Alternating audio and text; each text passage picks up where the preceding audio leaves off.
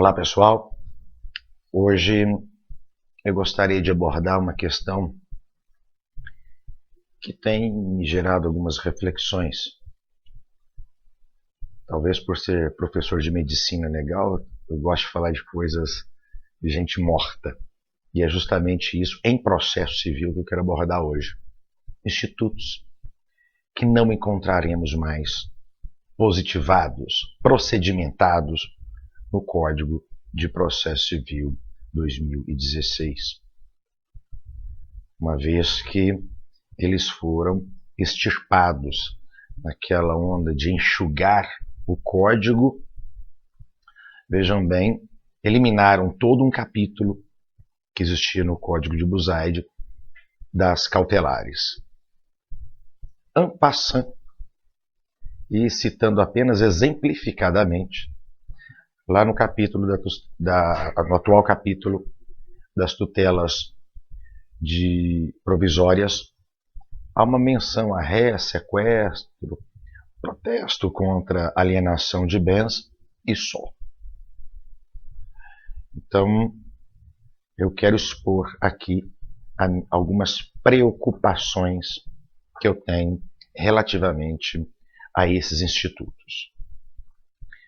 Vejamos bem, não temos mais um livro de tutelas cautelares, de procedimento cautelar. Isso foi relegado às tutelas provisórias.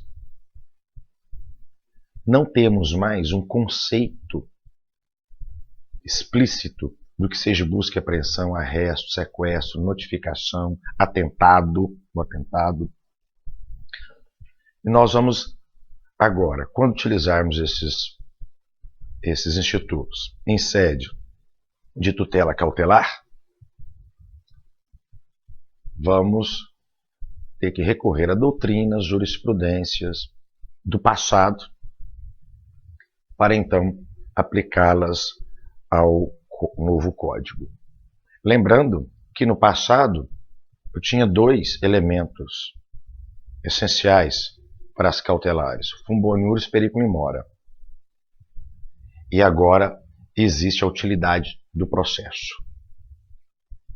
Mais um terceiro elemento foi agregado quando se fala em tutelas provisórias. Ora,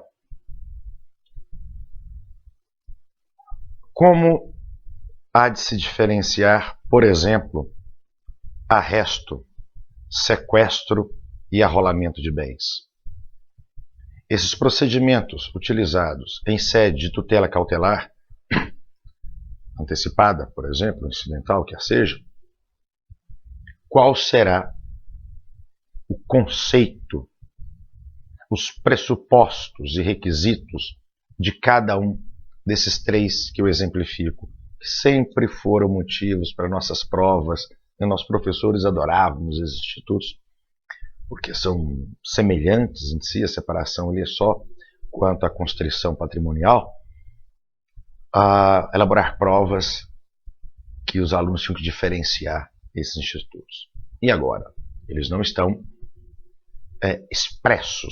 explícitos no Código de Processo. Mera menção em números, cláusulas, num artigo perdido lá nas tutelas provisórias. A busca e apreensão de coisas, pessoas,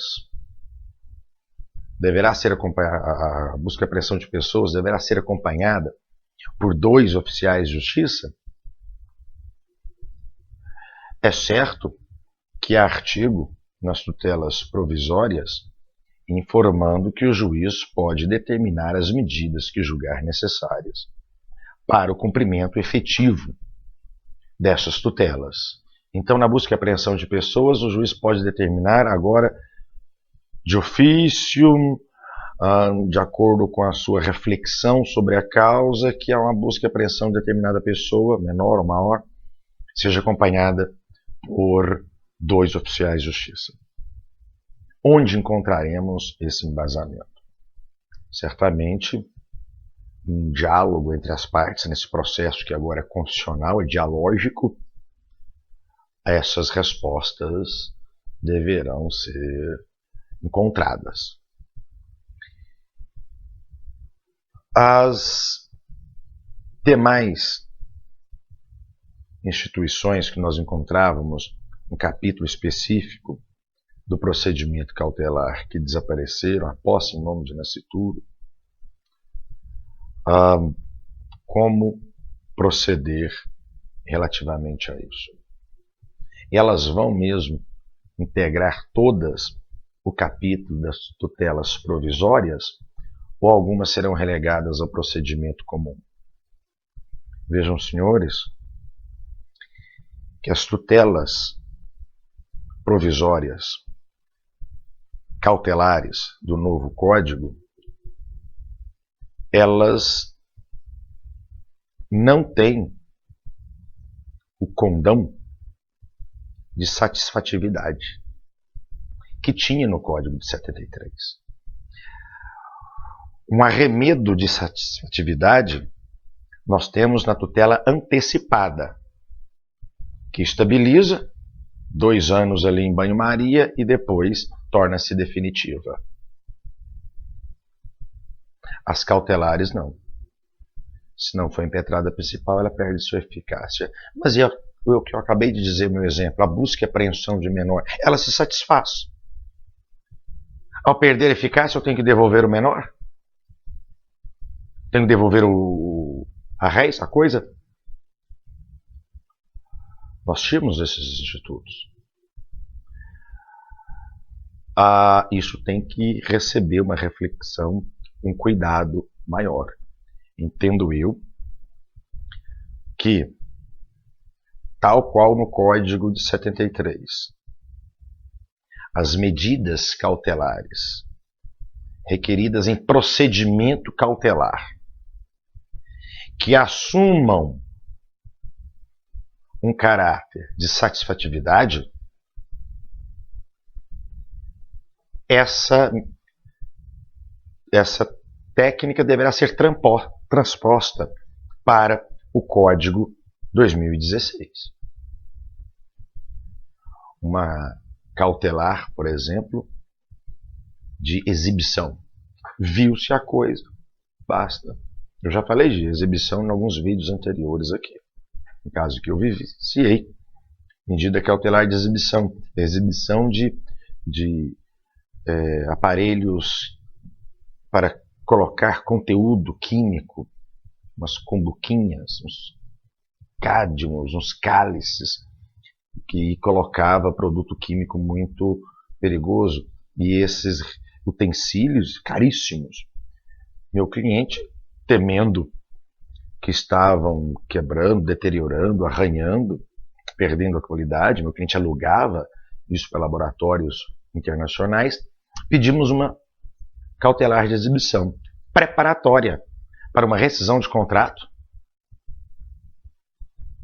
com aplicação de multa e reaver estes utensílios. Entretanto, ao vir no laboratório, um laboratório gigante, esses produtos estavam extremamente bem cuidados, zelados, os quebrados repostos, conforme dizia o contrato.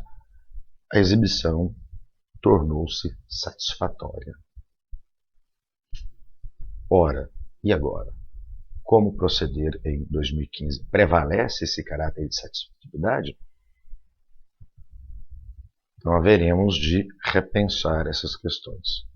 Só a título informativo, quando eu falo de, por exemplo, busca e apreensão, prevalecem as questões da busca e apreensão do direito aeronáutico, que é totalmente alienígena ao que a gente trabalha aqui, a busca e apreensão executiva, aquele bem que deve ser levado a leilão, ou foi adjudicado, tem que ser entregue, depositado não entregue, faça essa busca e apreensão. A busca e apreensão lá do decreto 911, a busca e apreensão do direito autoral, da lei de marcas e patentes, a propriedade industrial, essas prevalecem naturalmente, porque lá, nos seus regimentos, há como proceder com essas buscas e apreensões Não questiono aqui só aquelas que tinham um caráter de procedimento cautelar e agora foram citadas en passant, exemplificadamente, no capítulo das tutelas provisórias. Eu quero abordar uma em especial, a antiga ação incidental cautelar de atentado. A ação cautelar de atentado, toda cheia de excepcionalidades. Dizia o Código 73 que comete atentado quem prossegue em obra embargada ou viola penhora. Trabalhar com esses dois exemplos. Muito bem.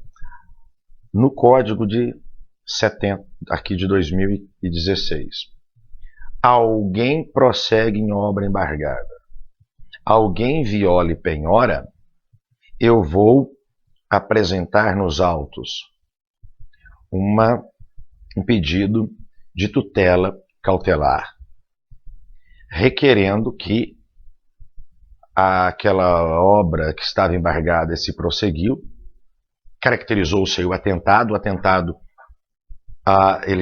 o seu conceito enquanto instituto desaparece. Então eu vou dizer que o conceito de atentado consubstanciou no prosseguimento da obra embargada. Quero que aquele que prosseguiu na obra embargada a devolva ao status quo ante. Astraente, multa para o caso de não cumprir essa determinação em sede de cautelar, pela regra de 2015, tranquilamente. Uma questão.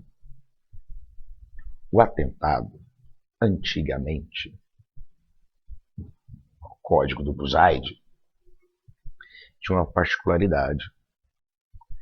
Se o procedimento estava em grau recursal, a cautelar de atentado tinha que ser interposta no juízo a quem? A qual?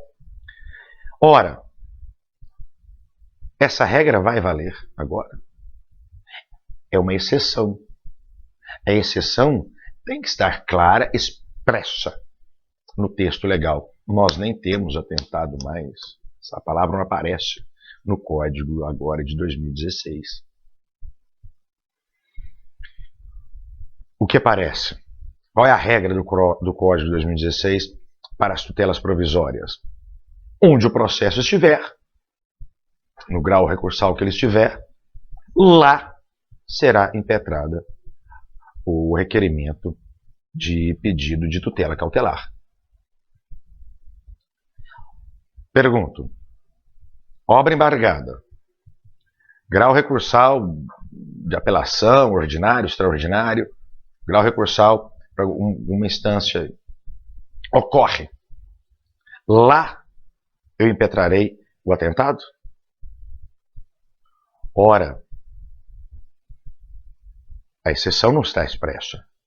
Entendo eu que deverei impetrar no STJ, STF ou tribunais regionais que forem a ação, a incidentalizar ali o pedido de tutela cautelar consubstanciada em atentado.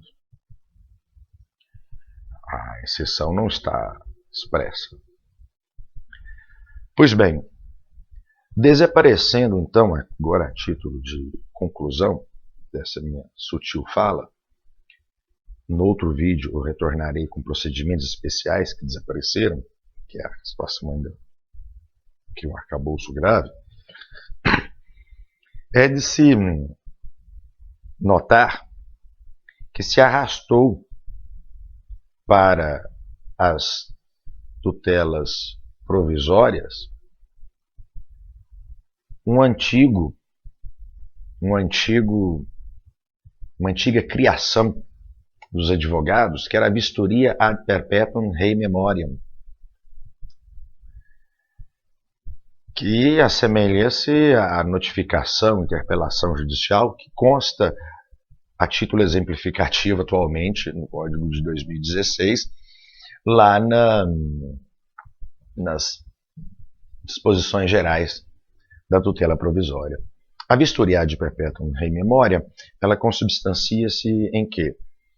Num procedimento onde, havendo uma construção ao lado, ela ainda não me perturba, não é enunciação de obra nova, não há problemática alguma, nem há necessidade de ser obra nova, ela nem há necessidade de ter iniciado, basta a mera notícia de que ali se construirá algo para que eu impetre a anunciação de obra nova, onde será chamado o proprietário do prédio vizinho para vistoriar o meu imóvel e demonstrar que o meu imóvel não tem rachaduras, as telhas estão, o telhado está limpinho, as telhas estão inteiras, o meu muro divisório, às vezes muros de arrimo, estão íntegros, não tem rachadura, o piso perfeito, e dizer, olha, você vai construir, veja como está o meu atual imóvel,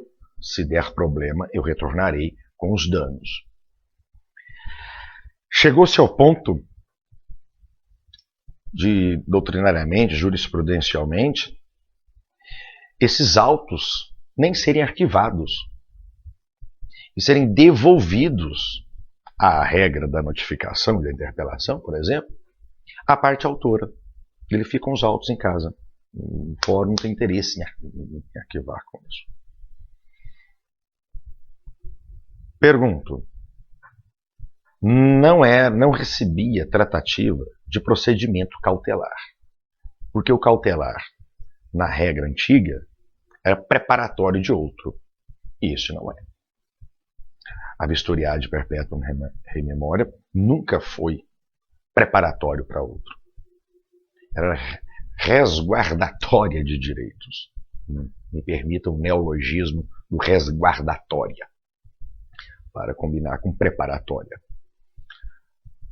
Pois bem, hoje, isso incluiria-se nas questões das tutelas provisórias?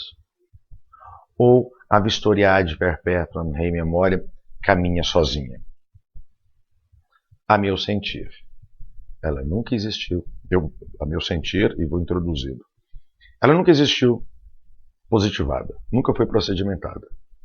É uma criação dos advogados, recepcionada pelo Poder Judiciário. Doutrinária e jurisprudencialmente, sem muitas dores de cabeça. Entendo eu que a vistoria ad perpetuum rei memoria continuará sozinha e elegantemente no mundo jurídico, independentemente de querer inseri-la ou não, trazer elementos de tutela provisória para ela.